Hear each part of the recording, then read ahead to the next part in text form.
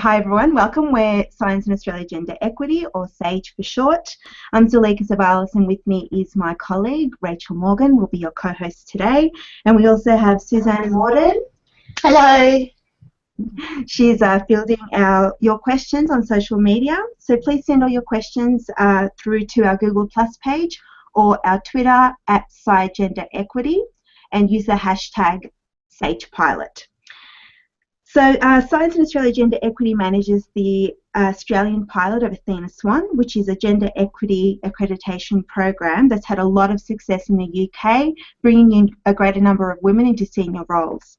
Today we welcome Professor Hazel Hall, the Athena SWAN champion for Edinburgh Napier University, which achieved a bronze Athena SWAN award in their first attempt in 2014. Welcome, Hazel. So to start off, just to let everybody know a little bit about what the work is that we do here, institutions that sign up to the Athena SWAN program are asked to put together a self-assessment team, otherwise known as a SAT. This is a group of around 10 to 20 individuals within an institution who undertake gender equity analysis using data that they collect from the institution for a period of around 2 years.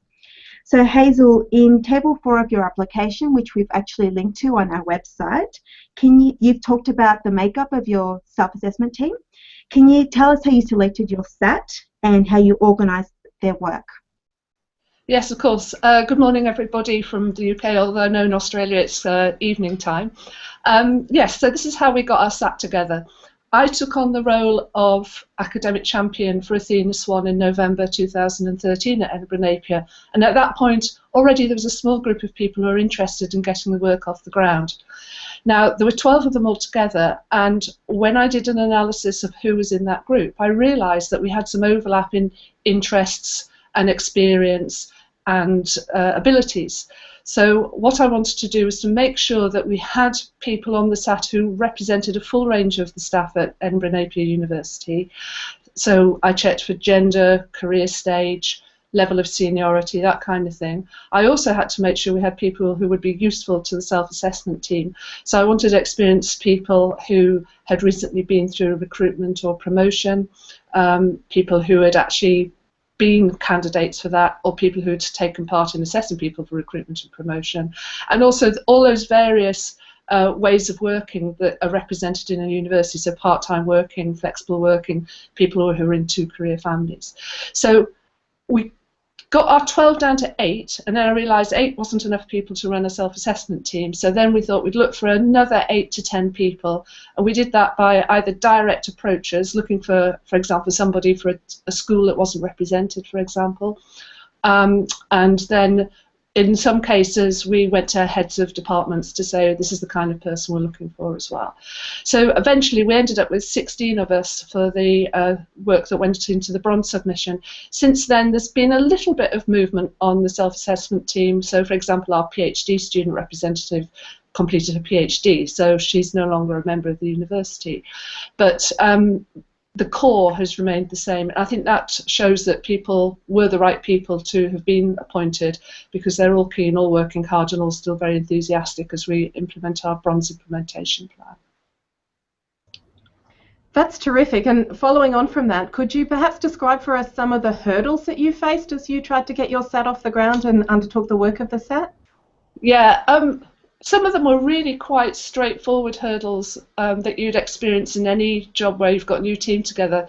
So, for example, when we had our first meeting, I walked into the room. I probably only knew about 2 or 3 of the people who'd been brought together for the work.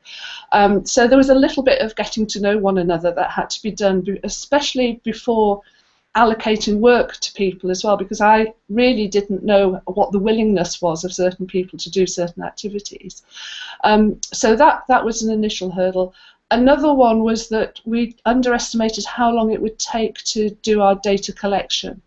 So that meant that the SAT members they anticipated coming to meetings and finding that I and our equality and diversity partner would be able to present them with data, and would straight away be having discussions about what these data meant. And the problem was it was taking so long to get the data together, just to collect it, never mind analyse it. So initially it took a while for us to sort of get going on that work.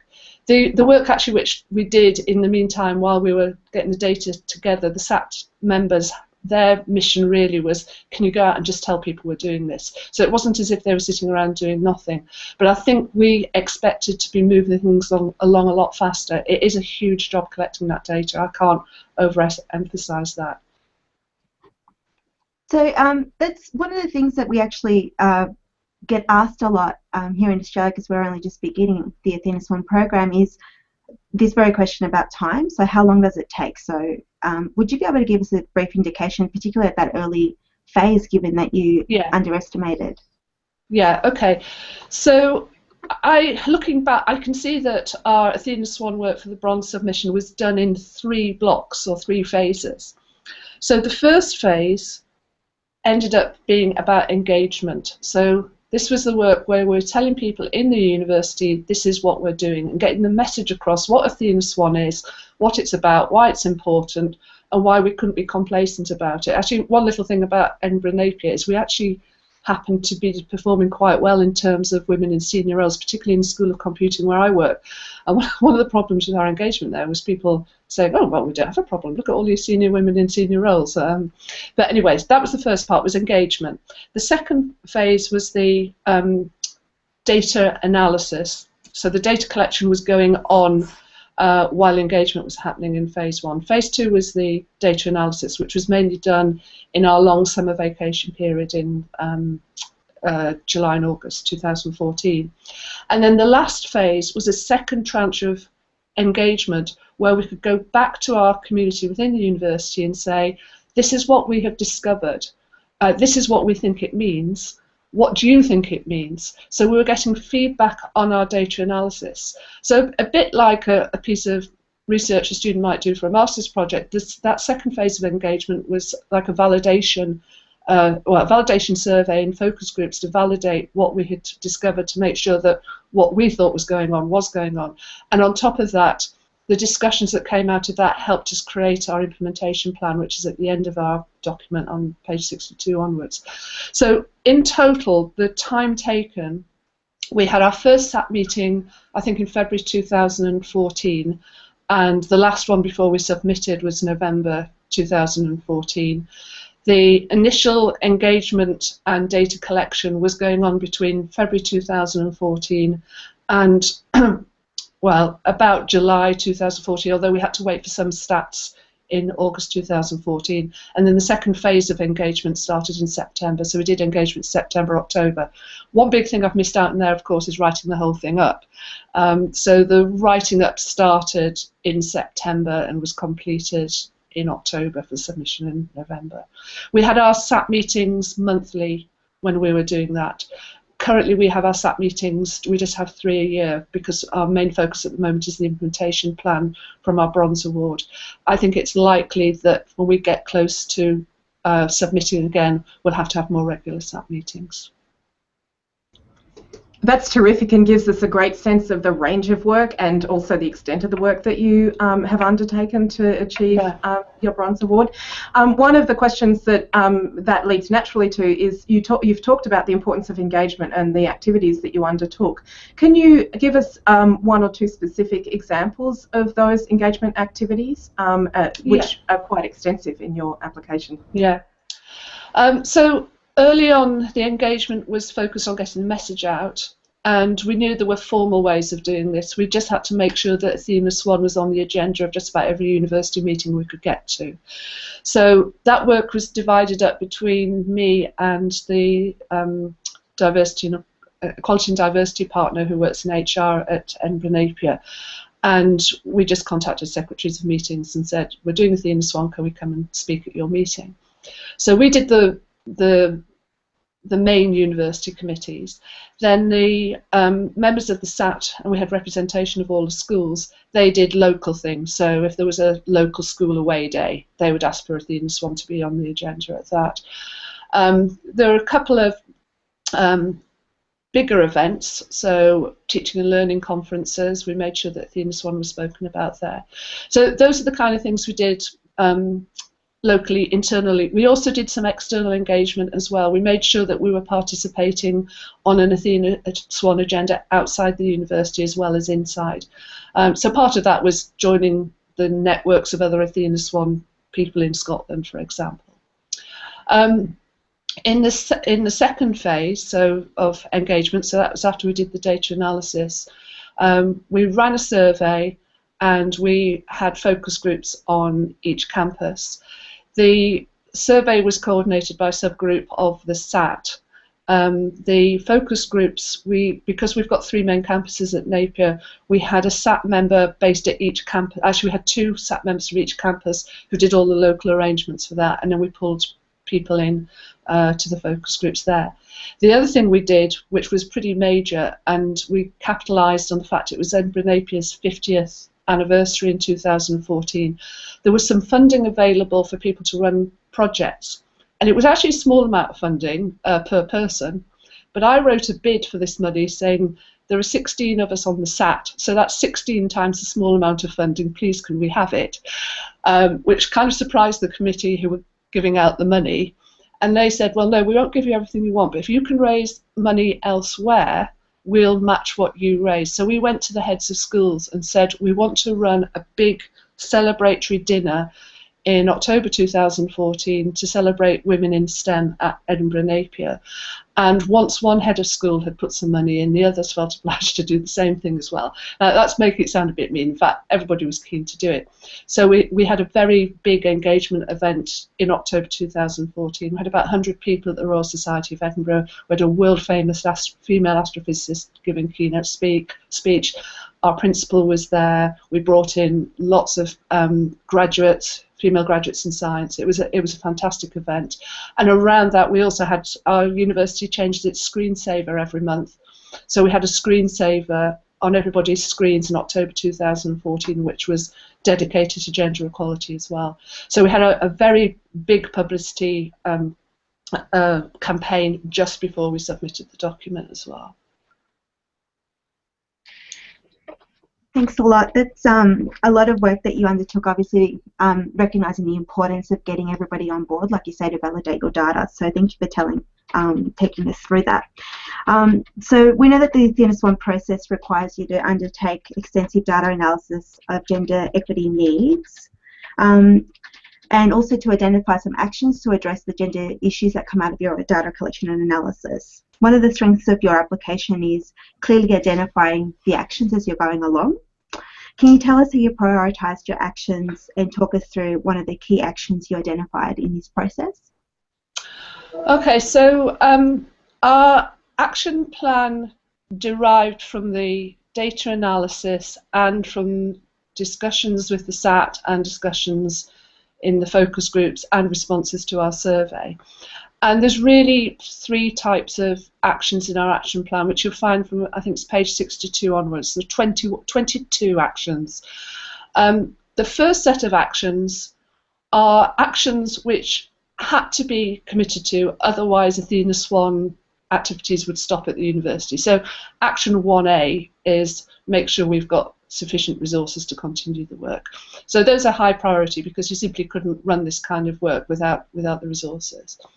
The second set of actions are actions to respond to what we discovered in the course of completing the data analysis for our Bronze Award. So there were a few things that we were a bit bothered about. They were either things like we couldn't actually deal with some of the issues that the Athena SWAN specification wanted us to deal with because we didn't have the system set up to collect data.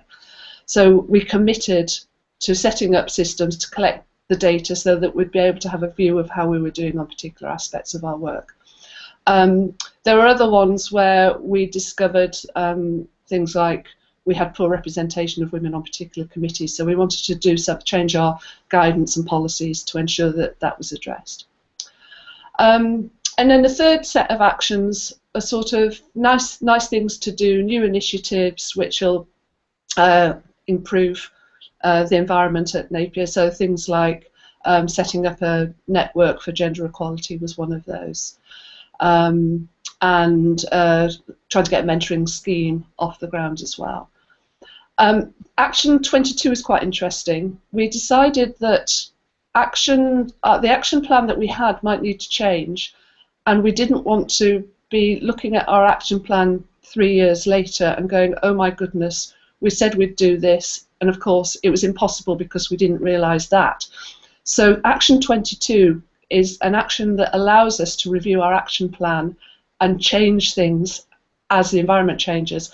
So we just did a review of our action plan about 2 months ago, and we have changed a few things. In fact, the things that have changed most are the deadline dates, because we were very optimistic about how fast we could get things done. And a couple of actions, for example, the one about the gender equality network, we said set up a network. That was what our action was. And of course, setting up a network is easy. It's monitoring what it's doing, checking it's got impact, which is more important. So we actually changed the wording of that one, so that's included. Now, you asked me to take you through one particular action. I think an interesting one would be action 3A, which is about departmental awards. Because once you've got your Athena SWAN Bronze Award, you're allowed to apply for departmental awards across your university. So we made a commitment for action 3A. Its wording is along the lines of the departments will, or the schools, because we call them schools at Napier, will decide plans for departmental awards. Again, the wording was quite clever there, because we didn't want to say we will all get departmental awards. We just want to say we were going to have plans for them.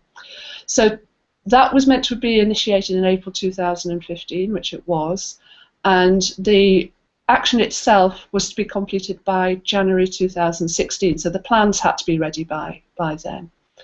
So to get that off the ground, I wrote a briefing paper to explain what needs to be done to get a departmental award. It's probably about a 6-page document with a timetable if people wanted to do it immediately.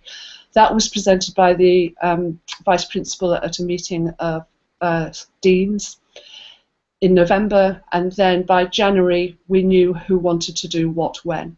And as a result of that, we've got 3 of our 6 schools and now have their own SATs, and they're working towards submitting in November 2016 for departmental awards. Wow, that's terrific, and that shows the kind of ongoing progress of the work after you submit and after you win your Bronze Institutional Award. Changing tack a little bit, so one of the things that Athena SWAN applications that happens to the applications is after they're submitted is they go through a peer review process, and we know for peer reviewers one of the big pieces of feedback is often how streamlined the application is or how difficult it can be to bring together all of the data and analysis. So your application was commended for how streamlined it was and how well it brought together all of that data. Can you tell us a little bit about how you managed to lay out your document in such a streamlined manner? Right, well, I'd say who is doing the work is important. So we had lots of contributors, but we only had one author, and that author was me, helped by our Quality and Diversity partner. But I had authorial control. Anyway, I was in charge of this thing. So I did an awful lot of editing of sections that people would provide to me. The other thing was making sure that whoever's authoring it is very familiar with Word. So I had a Word template, I used the automatic numbering, I used the system where you can link from one page to another, so if a page changes, your cross-reference doesn't change. We also built in a lot of time for editing, so I can't remember exactly what the date was for getting the full draft of the document done, but we weren't writing it the day before the hand-in date. And I think if we had been in that position, we wouldn't have got it to the state it was in. I don't know if anyone's looked at the document, see we used colour. You don't have to count references to your action plan in your word count. So whenever we had a reference to the action plan in the document, I highlighted that in a blood red colour. So that I knew not to count the words, but that also has the advantage of highlighting to the person who's reading, this is picked up later on in the document. So is that, I think that's probably everything about the document. The other thing is that you have to get very, very crafty with using tables, because an awful lot of the information is actually quite descriptive, and you can write a block of text and realise, hang on, this could be a table. Huge advantage of table, not counted in the word count. So what you don't do is copy and paste your text and put it in a table. Instead, you make some columns and you tick boxes going across. Of course, that makes it much easier experience for the person assessing your document as well to read what you've presented to them. Terrific. And so another aspect of the work is, of course, we've talked about the extensive data collection work, and you mentioned briefly about focus groups and surveys. So one of the challenges is bringing together the quantitative data on proportions of women across the institution with the qualitative data of surveys and focus groups and so on. And your application has been commended too for bringing those things together very nicely in a lot of places. But you've also identified in your action plan some areas where you would like to do that differently, or where you would like to improve your qualitative data, some gaps you had in that knowledge. Could you please tell us some of the lessons you learnt from your qualitative data collection that you maybe would do differently next time around? Yeah, I think this is all to do with time for us. Because we were submitting in November, we needed data that the last bits of data we needed came through in August of that same year. So we got it in August 2014. And it was the end of August. So we only had September and October really to do the focus group and survey. What we could have done is done the preparation for the focus groups and surveys earlier, predicting some of the questions. Well, we knew some of the questions we want to ask, but we didn't know all of them. I think what we were doing, we were waiting until we had everything before we started preparing. The other thing that we did, of course, this kind of thing needs to go through ethical committees, and we'd completely underestimated. Well, in fact, to begin with, we'd forgotten that it would take a while to go through the ethics committees. So, and we sent the survey out to 3 faculties, so we actually had 3 ethics committees technically to go through. So that slowed things down as well. So it meant that our qualitative data collection from both the survey and the focus groups was done in a rush. And because it was done quickly, we didn't have enough time to recruit enough people to come. So our survey, and we had a decent return, but it would have been so much better if we'd had a much bigger return rate. And also the focus groups, our biggest focus group actually was a bit too big. We had about 14 people at it. But what we could have done is we could have run more focus groups than the 3 that we eventually did. We didn't have much problem with analysing qualitative data, partly because I'm a social scientist, so I'm used to handling that kind of data. Our problem, well, I mean, it wasn't really a problem, but I was less confident with the quantitative data. But that's why we had a stat subgroup on the SAT.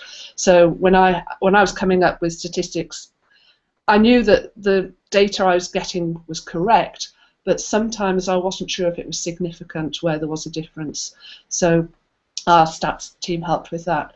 But I think that says something about the makeup of your team as well. You have to make sure you've got people who are happy to deal with numbers and have got some experience with dealing with qualitative data. But that wasn't too much a problem for us, the analysis. It was really getting the data in the first place. Thank you so much. I think that's one of the areas, the qualitative, that's going to be a challenge for most of our teams in Australia at the moment. So it's good to hear about how you made use of the expertise of your team. We've actually got some questions from our viewers, from our Athena SWAN members here in Australia. So we're going to start off with a question from Mariliska William from the University of Melbourne. She's leading that team. So she asks, what are some of the strategies for acknowledging the contributions of SAT members? And how do we ensure that women aren't disadvantaged if they end up doing a disproportionate amount of the work? Yeah. The way that people were rewarded and continue to be rewarded at Napier depends on which school or department they're from. So I have no control over people's workloads. Some people are being given a specific amount of workload to do this work. Some are being told that, oh, well, it's part of your committee work workload, and others are doing it for the love of it. There are a couple of exceptions in that, for example, because I've got responsibility for Athena SWAN across the whole university, I've effectively got a seconded, or part-time secondment out of my role as a professor in the School of Computing. So I definitely have workload, and I did recommend to the deans of school that the local Athena SWAN champions for departmental awards should be given at least 1 day a week to do their role. I don't know whether that has happened or not. So it varies across schools where we are. I have to say that in my experience, particularly academic members of your team, they're very much motivated by reputational reward, and there's a lot of pride surrounding Athena SWAN, especially when you get your bronze award at first submission. We were all buzzing when we got that news. So people will do it because they want that pride, and also it'll contribute towards their own applications for promotion or jobs elsewhere, to say that they were part of a winning team, and they're committed also to gender equality in higher education. I think the second part of the question was about committee fatigue and women having a disproportionate amount of the work. Again, that's for us, that was dealt with for the institutional SAT. We just made sure that we had enough men, and I think, earlier on I mentioned that we had 12 people who'd expressed interest at the beginning, and we lost 4. I'm pretty sure that all 4 of those were women, because we had too many women on the team. But I think it's really, really important that we have our male colleagues involved. In fact, for our engineering SAT, we've put, and our engineering department does have a lot of men, the local Athena SWAN champion is actually a man, because we didn't want our engineering school to think, oh, this is something for the women to do. That's great. I might actually follow up on that question and just ask if you had any particular tips for engaging men or making sure that men were involved in your SAT team. Yeah, I think one of the things to say, if we're talking about caring responsibilities, often people think, oh, it's just caring for children, and therefore they think about mothers being at home looking after their kids, that they will occasionally go home and babysit themselves, which I challenge. So should babysitting, isn't that just being a parent, that kind of thing? But caring also happens at the other end of people's lives, or we have to care for people who are older.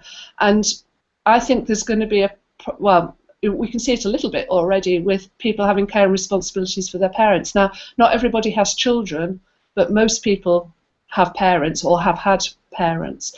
So making the work environment better so that you can include caring roles as part of your everyday life affects everybody. It's not just women predominantly, it's men as well. So that's one of the ones, is promoting the idea of caring as being something for everyone. Another one is that if we have better equality in the workplace, we should end up with a better workforce, because truly talented people will come through because they've got the opportunity to do so. So it strengthens the teams that we work with, because you get more talented people in the team. Also, there's loads of research that shows that more diverse teams are more successful. So there's quite a lot of ways of selling it to them. But as I said earlier, the biggest problem with us was people saying, oh, but there are loads of senior staff in our STEM departments here at Napier. Look at that School of Computing. And to get the message across that this happens to be the case, but it's not necessarily because the university took any actions to do that 10 or 15 years ago, or even 5 years ago. But just imagine what it would be like if the university really put lots of effort into making it a more equal environment.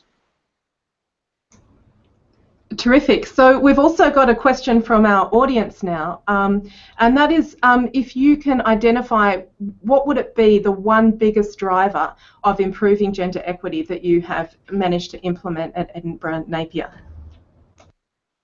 Well, that's a tough one. Well, there's one which is a kind of false driver, which might amuse people. We have the UK Research Councils who give out the highly prestigious grants, and a rumour went around that the Engineering and Physical Sciences Research Council was only going to award grants to institutions that had Athena SWAN accreditation. Now, they were discussing what to do about Athena SWAN at this is the EPSRC, but at no point have they said that Athena SWAN accreditation is going to affect whether or not we award somebody a grant. There were lots of consultations about this, and in fact I was involved in consultation, and I was very much against this idea, because you can imagine if you're in an institution where it doesn't have Athena SWAN accreditation, the likelihood is that the context for equality isn't that good. If you add to that, oh, and you can't get a grant because you're at one of those institutions, it's actually a double blow to women working in science subjects. Anyway, as it turns out, the EPSRC is not going to make it obligatory to have Athena SWAN accreditation to get a grant. However, the rumour has got a lot of institutions going, thinking, oh my goodness, we need to do something about this. So it's interesting, it's a false driver, false external driver that got people really, really interested. So we've also had a second question from Professor Guillemin about some tips or useful strategies you might have for engaging students in the program. Yes. In Athena SWAN. Yeah. So for the Bronze Institutional Award, you don't have to engage students. So we didn't have any obligation to do that. However, we had a student rep on our SAT. We had a postgraduate research student. And also we have our student association. We invite the student association along to our SAT meetings currently as well. So we started inviting the student association once we got the Bronze Award, because students become more important. You need student data, for example, in departmental awards as well. There is nowhere in the, well, unless it's changed with the new form, but for our form we didn't have to say anything about students. However, at the back of the form it says any other information. And we use that because we're very proud of what we do with our students. We have a network for our engineering and computing, female engineering and computing students called Connect, and that has been very, very active. So we wrote about that in our Athena SWAN document, and we also use the Connect network to talk to the students about Athena SWAN and what we were doing, but they were quite aware of it anyway, because they were very much into gender equality and were interested in what we were doing. So we didn't, the honest answer is we didn't do that much student engagement other than have the postgraduate student on our SAT, and to have the Connect network know what we were doing. And of course, if there are student reps on any of those committees that we were going to in the first phase of engagement, they would have heard what we were doing. Thanks for that. And we're also going to put forward probably just one final question from another one of our charter members, Barbara Natabi at the University of Western Australia. So she asks, could you share some of the indicators that you use to monitor the effectiveness of the Athena SWAN project you were running, and some of the meaningful actions that you use to address particular areas of inequality? Okay, so we're not that far on since we got our award, so it's just over a year. We got it in April 2015 and then started implementing our action plan. So it's perhaps early days to say that we have had impact. However, we are collecting bits and pieces, and off the top of my head, things that I can think of is that we know that another university has copied our Connect network for the engineering and computing students, which was mentioned in the document and I was just talking about just then. We can see things. There was a recent call for new members of University Court, and that was one of the committees that we highlighted in our Bronze Award, amongst all the committees where we noticed that we didn't have terribly equal male-female representation. The recent call has got a line in it saying, with a statement about wanting to ensure that they've got gender equality on the committee.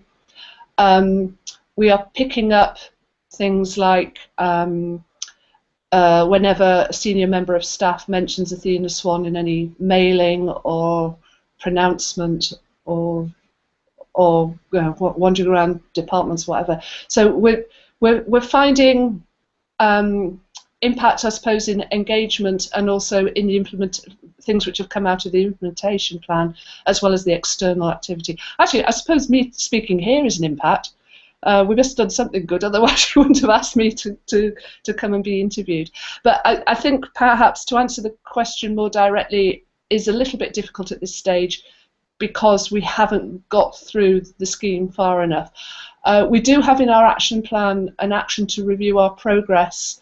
Initially that action was for January 2017, but we've brought that forward. We're going to do that in the autumn, and at that point we'll be doing a more thorough examination of where we've got to and where the impact is. Well, that's terrific, and thank you so much for your generosity of your time and your insights and sharing those with us today. We really appreciate it. Just a reminder. Thank you. Yeah. So just a reminder to our viewers that Professor Hall will be online for the next 15 minutes to answer any questions that you might have.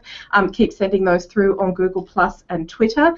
And if you missed anything from today's discussion, you can catch up later on our SAGE YouTube channel. So thanks again to Professor Hall. Please join us for our webinar in June, where we'll be speaking with the UK Atomic Energy Authority. And thank you for watching today. We'll see you then.